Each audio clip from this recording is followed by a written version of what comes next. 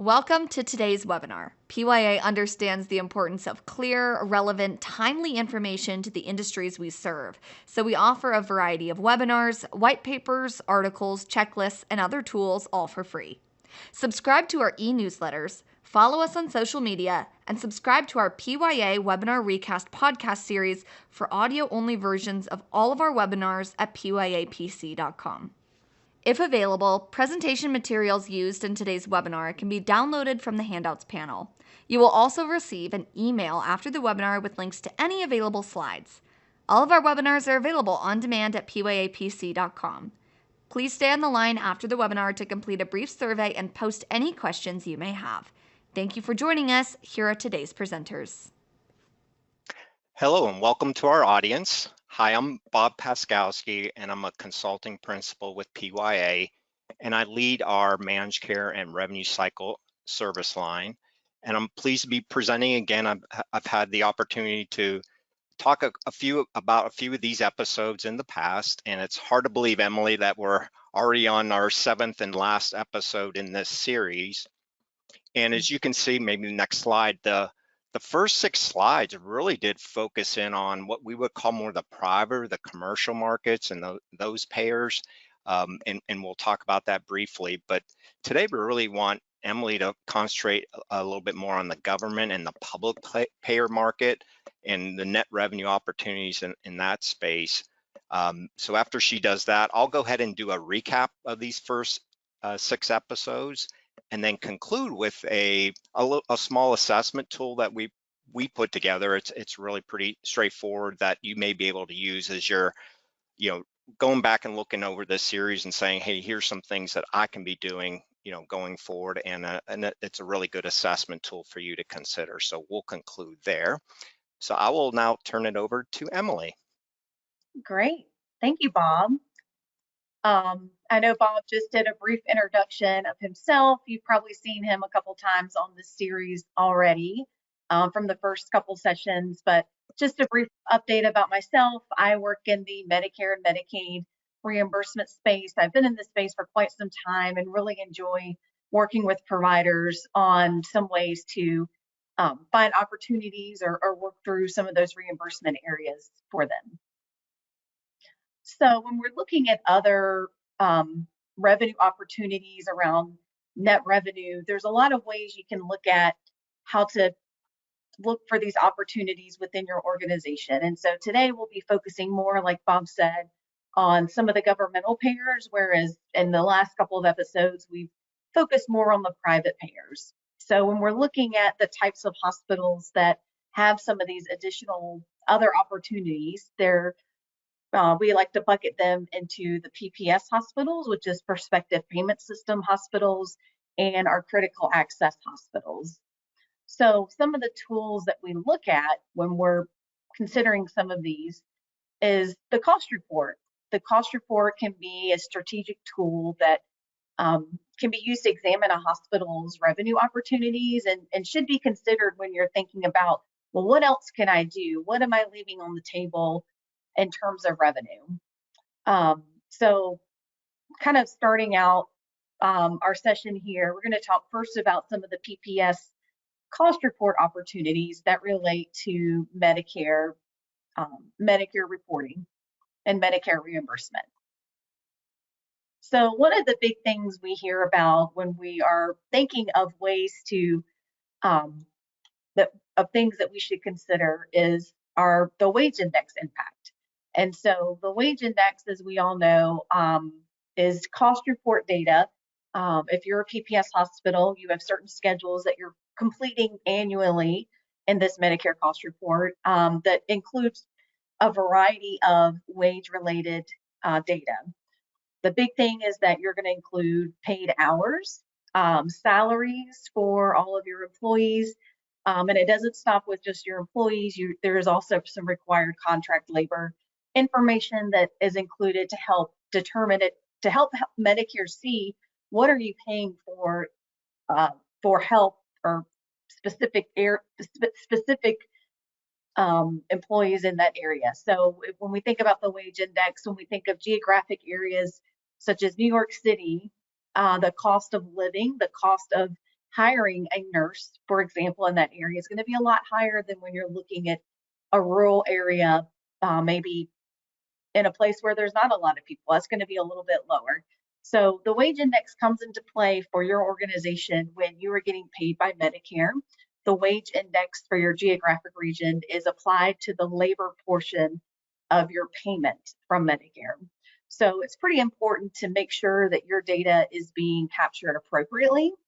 One example that from my past when I've worked with hospitals is that when you're working with a hospital in a geographic area where there's only a few PPS hospitals submitting data for the cost report, if one hospital for some reason has an error in their data, or maybe something wasn't filled out correctly, or maybe they pulled the paid hour schedule wrong, because there's certain types of paid hours you want to include and certain ones that you want to exclude, such as shift differential hours that could sway the amount. So I've heard of hospitals kind of working together in a geographic area where there's only like 3 hospitals that make up your wage index factors. So it's something to consider, and maybe one thing to think about when you're looking at this, because the wage index data, when there's big changes within it, this could indirectly affect your reimbursement down the road. Some other areas, as we all know, contract labor is a big area. There was a huge amount of contract labor utilized in the past couple of years. From talking with clients recently over the past year, they have been trying to move away from a lot of contract labor, traveling nurses, other traveling professionals, just because it's so expensive at this point, and hiring someone in some cases is a little bit easier. So seeing some fluctuations in that contract labor could bring your wage index up or decrease. But hopefully, if you're reporting your accurate data, then you're going to be right where you should be. Another area that we see that's a little difficult for some providers is looking at the physician cost. So the physician data, the hours, and the dollar amounts that you're paying them, the dollar amounts will come from your contract, the hours that they're working. You want to be able to support that through time studies or time sheets to understand what part of their time is being utilized in more of an administrative role versus seeing directly with patients, because that type of time needs to be separated out in the wage index. So part of our recommendations that we always talk to our clients about when they have questions on wage index, and we get a ton of questions on wage index and how that affects them and what they can do to make this an easier process. So we always recommend doing a deep dive or an assessment of some sorts at least once a year, typically in the summer before Medicare begins their wage index audit, which happens in the fall. So usually the beginning of September is the deadline for hospitals to submit any revisions or changes to their wage index. So the next area that we like to talk about for net reimbursement opportunities for a PPS hospital would be the disproportionate share payment and your uncompensated care payments. As we know, these amounts for many hospitals are very large and very significant to your organization. So you want to make sure that you're able to support getting those payments, and if you are near the threshold of losing that status, that you understand that and kind of understand what some of those consequences could be, but also looking at, well, am I reporting my days correctly? Am I including everything that I could be to enhance that, not enhance, but have an opportunity to make sure you're reporting that accurately. So one thing is making sure that you're reporting all of your Medicaid eligible days. This can be somewhat of a timely process if you are a provider or someone in your office just kind of looking through and trying to understand, well, how do I find these additional days? Are there any additional days? And sometimes it could be helpful to have a third party help you manage all of that data, do that deep dive for you, and in many cases, they can find enough days to help pay for their services. So you just want to make sure you're monitoring that and making sure that you're getting everything that you can that you're allotted. So the other piece is, when you're monitoring that is, do you know, not necessarily all your Medicaid eligible days, but what about your total days? We've been seeing some cases where with some of our clients where their Medicaid eligible days is pretty steady, right where they expect it to be. It's pretty consistent, but their total days is increasing overall, causing their Medicaid to total days to percentage to decrease, which does decrease your dish percentage. So you want to make sure you're monitoring that to make sure that you are capturing everything you can under the dish percentage. So going along with dish and uncompensated care payments is to consider a 340B program. As you likely know, the 340B program, you must qualify. You have to qualify for this program by having a dish percentage of 11.75, higher than 11.75. I've worked with a client one time where their dish percentage for 1 year ended up being right at 11.75, and they lost their dish status for that year. They lost, from their 340B program, they lost at least $1.5 million that year. This was a hospital that did not need to lose that money. So unfortunately, they could not find the days to get them over that threshold. They were able to get there the next year, but for that 1 year, they did lose their dish status. So, or they lost their 340B status. So making sure that you consider this opportunity and making sure that you are staying above that threshold. If you're a sole community hospital, that threshold is a little smaller. It's at 8%. So just something to consider when you're looking for net revenue opportunities. And the last one we'll talk about here for PPS hospital also overlaps with the critical access hospitals, and that's your Medicare bad debts. As you know, any Medicare bad debt, which is the patient responsibility related to coinsurance and deductibles, can be, if it's deemed non-collectible, Medicare will reimburse you 65 cents on the dollar for all of those amounts. So making sure that throughout the year you're keeping a good detailed log of some of those. When I've worked with clients on preparing their Medicare bad debt logs, when they wait to the end of the year, usually that's not the best time to do that because there's a lot of other things going on, and there could be a missed opportunity for capturing all of those Medicare bad debts.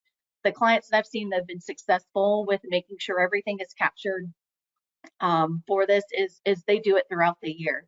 They have a monthly part of their routine or process where they look into the Medicare bad debts, and anything that they're writing off that month, they keep track of it for the Medicare reporting at the end of the year. So moving on, when we look at critical access hospitals and other rural providers, there's quite a number of ways to look for other opportunities to look at to increase your net revenue. One option, if you are not already utilizing, is to consider the all-inclusive Medicaid method 2 billing. Some providers see that this gives them a little bit of a boost. So method 2 billing allows for critical access hospitals to bill professional charges on the UB04 instead of the 1500. And so this allows these professional services, to be reimbursed at 115% of the physician fee schedule. And for the facility and technical services, they would be reimbursed at 101% at allowable cost, which is how critical access hospitals are normally reimbursed. So that's one thing to consider if you're not utilizing that method. It may not be the right solution for all hospitals, but for some hospitals that it does make a difference. And so as we know, when we're looking at our cost report as a strategic tool to look at some net revenue opportunities, is to look at your cost to charge ratio. I won't get into too many details of how this affects. We want you to stay awake, so we want to keep you moving and going through this episode. But the cost to charge ratio, from a top level, is used to calculate your Medicare reimbursement for your critical access hospital. And this is done in your cost report. So you're paid throughout the year for these Medicare services. And at the end of the year, when you're filing your cost report, you were actually calculating the actual cost that it took you to provide these services, and then comparing that to what the charge was for that service. So we're wanting, for example, if we're looking at respiratory therapy, it's very critical to make sure that your respiratory therapy expense lines up with your respiratory therapy revenue. Because if you have one, or if you have a staff member or a nurse that floats between different areas, or if you have a respiratory therapist that isn't busy all of the time, so maybe they'll help go do some rounds within the main area. They're not really doing respiratory therapy, but we don't really want to include we don't want to include all of that cost there. So kind of thinking about those things of where staff are located, what they're doing, does that really match up with what that type of departmental charge is? So there's different areas you can look at for your cost to charge ratio to make sure those things are in line. So I included this one here. I know this is probably more of an expense, and we're really trying to look for net revenue opportunities. But when we're thinking about a critical access hospital that's being reimbursed at 101% of your expense or your allowable cost, home office allocations are becoming a bigger piece of that. As we all know, there's been a lot more consolidation for hospitals, and including critical access hospitals. And so a lot of these departmental administrative services are being, there's cost savings to having, kind of a different organization that is managing or owning these organizations, and they would be covering things such as your accounting services, maybe some billing services, finance, some of these HR.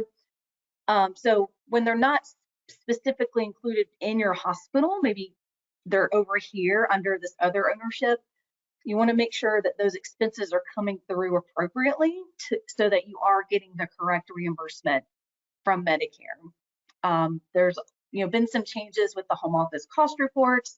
So there are some changes that we think that is making the MACs kind of do a double take on your home office allocation. So making sure that you have the support and the backup, and making sure they're appropriate, because that could be money that you're leaving on the floor if you're not being properly reimbursed for some of those costs. And again, this is the one of the other crossovers from PPS hospitals and critical access hospitals. Your Medicare bad debts, making sure you're doing a thorough review and that you understand what, making sure everything is being included there so you're not missing out on any reimbursement. So another area for critical access hospitals, or really any other, is the provider-based rural health clinics. There are quite a few advantages to having it being provider-based versus a freestanding physician practice, and one of those is the potential for higher reimbursement compared to a freestanding physician practice. As it relates to the cost report, Medicare bad debts are allowed to be reimbursed if they are provider-based. So if you have a lot of Medicare bad debts related to a rural health clinic, you'd be able to claim those as long as they are provider-based. And the last one that also kind of rolls into Bob's neck of the woods is making sure that your Medicare Advantage contracts with these organizations, if you are a critical access hospital, making sure that your contract you're being reimbursed at a cost-based rate. And so what we've seen sometimes is these contracts are established, and these contracts are not updated for some time. And so you want to make sure that you're actually being reimbursed appropriately, and making sure that you're not losing money from your Medicare Advantage organization not paying you correctly. So from here, I was going to pass it over to Bob to go over our next section of the presentation. Thanks, Emily. And even back to that prior slide, we often get, in our payer contracting world, we'll get questions from clients that ask about Medicare Advantage bad debt. In other words, this patient is now Medicare Advantage or not, traditional Medicare. Can I claim Medicare Advantage bad debt? to my cost report? And I'll let you answer that because Yeah. we do get that question quite a bit. Oh, that's an excellent point, Bob, because I know you've gotten that question. I've gotten that question as well. Those bad debts are not allowed to be included on your Medicare bad debt log. Your Medicare bad debt log that we talked about that goes into your cost report where you would get reimbursed for that 65% is only for your traditional Medicare patients and not your Advantage patients. Right. Yeah, and so if you're having issues with your Medicare Advantage patients not paying those deductibles and coinsurance, that's certainly something you can maybe handle, in a contract rate of some sort to maybe make some of that up. But yeah, that's kind of what we advise them of as well. Thanks, Emily. Right. So if you want to hit this button, and again, this is the recap of the first 6 episodes, and just pausing there for a moment. Again, as I said earlier, this has been a pretty well focused on the private market, and just want to let the audience know that all of the webinars, the materials, even we actually issue a small assessment checklist after each of these sessions that follow this. So those are all on our website. If there's anything that you heard in the first 6 episodes, please go to our website and see those. And after we conclude today, we'll get Emily's checklist out as well for the group. So we'll have all that material on our website. So again, there's a lot of information here to deal with. A little bit like your grocery shopping, you have 5 minutes to shop, and you're trying to run and find maybe the meat aisle or something. That's a little more cost net revenue opportunity impact on your organization. So we'll go to the next slide then, Emily. I'll do a quick recap. I'm not going to read these verbatim, but if we go back to the first session back in February, we had Kristen and Sarah talk about the front end and the mid rev cycle. Again, as we look and we advise clients, there's things about, we'll write a good contract, you'll have a good contract in place at market rates, decent language, but it really comes to life when patients show up and you're starting to run those claims through that contract. And so what's very important on the front end is just getting the information up front as accurate as possible. You can note here the second bullet around eligibility verification. That's always a tough one. We hear all the time. Patient may come in this month and they have, let's say, Cigna. Next month they change employers and now they have Aetna. And if you're not checking that, it's just going to slow up the process in you getting paid for that. So that's an important part. And point of service collections, obviously that's revenue right on the that you can collect right at the point of service. So those are a couple things I wanted to highlight in that first session. Episode 2, Dave Hall and I spoke about the back end of the rev cycle. So claims have already been pushed to the payer. Now you're starting to get information back from the payer. And unfortunately, not all those claims come back at 100% of what you expect, as we all know.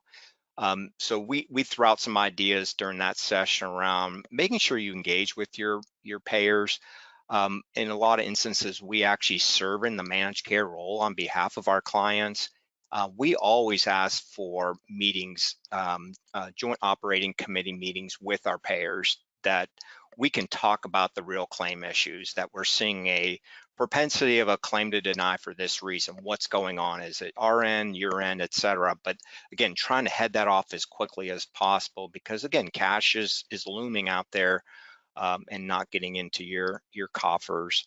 In the second one about billing applications, when you think about the number of claims running through your organization, it's really hard to keep track of. So we see various billing applications being used to really track your reporting on denials, reporting on, hey, I'm expecting this $1, but I continually get 80 cents.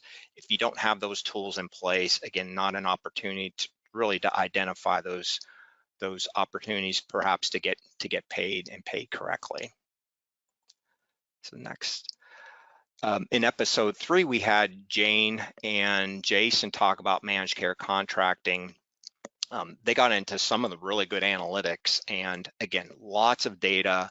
But at the end of the day, what this whole session was about to say, how is my contract performing, and what are my key data points? What are my markers? How does that look like as we compare it to market? Those start to give you some clues about, hey, there's some opportunity here, whether it's the rate side or there's a glitch on the revenue cycle size. Something's getting snagged into that rev cycle. But again, this is where we can look at different contract performance tools and different analysis to make sure we're identifying those opportunities. And then the next one, Kathy Reap and I actually talked a little about Medicare Advantage. You can't go a day probably without hearing about Medicare Advantage. Over half of our Medicare population now is in a Medicare Advantage program, so it's a big part of your payer mix, and it's getting a lot of attention. So we talked a little bit about making sure that you're getting the right yield on your contracts. I would say most contracts say you're going to get paid Medicare or Medicare Plus in your contract, but we continually hear that we don't collect that, Bob. We collect something less. And a lot of that has to do with, tracking your yields, finding out what the issues are. And we've all heard about the denials for pre-authorizations and not getting the claims in correctly, and then suddenly, your dollar starts to shrink. But again, something to keep an eye on. And there's, quite a few new policies out there that, frankly, the government's getting more involved with because they're hearing all these issues. They're trying to look at putting in new policies like the 2 midnight rule, the new pre-authorization requirements that will be coming out in 2026. So again, those are things that are coming down the pike. Jason and Jane again talked about payer disputes. So this is, we've gone through the rev cycle, we've got the contract in place, and you're at a standstill. We believe you owe us $1. The payer says we don't owe you the $1, or we only owe you 50 cents. What do you do? So it's good to keep track of what those dynamics are. Another big key is when we start looking at this is the documentation. What have you done? Have you filed an appeal timely? Did you send in the medical record when it was asked? All those things come to light if you get to a point where you've got to go into arbitration, which is usually your final option.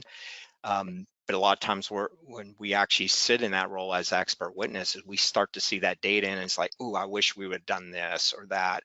Again, it's having good documentation and using those best practices to try to resolve, hopefully not to the point where you get to arbitration, but we're finding that's happening more and more to collect on your receivables. And then last month's session was by Marty Ross and Jane again on value-based care. Loved the session. What we've been hopefully trying to talk to you about is just thinking outside of fee-for-service, the fee-for-service world of getting collecting on a per-click basis. But we have found with clients, there are opportunities out there on value-based arrangements where we've seen some organizations make multiple millions of dollars on value-based opportunities, which is around either the cost of care or quality performance, those things that actually bring in some dollars. But again, the key to that is the providers, and really, again, managing that cost of care, managing those value-based programs to generate that additional revenue. So we'll conclude here with this. This is just a sample assessment, and if you've heard these sessions and episodes before, you're probably thinking all the different things I could be doing differently. These are just 10 examples of opportunities. And one of the ones that we see probably most commonly there is number 2, where you spend seem like a lifetime getting a commercial payer contract finally resolved, and then you're like, I'm done with it for a while. And no, it's funny how fast 2 to 3 years come by and suddenly that contract becomes a little bit stale. And oftentimes we'll hear from from folks that also said we haven't looked at this in years, and so that's always creating opportunities. But this was just a little tool to kind of look at each of whatever 10 opportunities you may identify in your organization, and just to kind of put you on a scale of, hey, I'm spending a lot of time in this area, and that's good. Or other areas that may need some attention. And frankly, we see this is hard. There's resources needed to do this.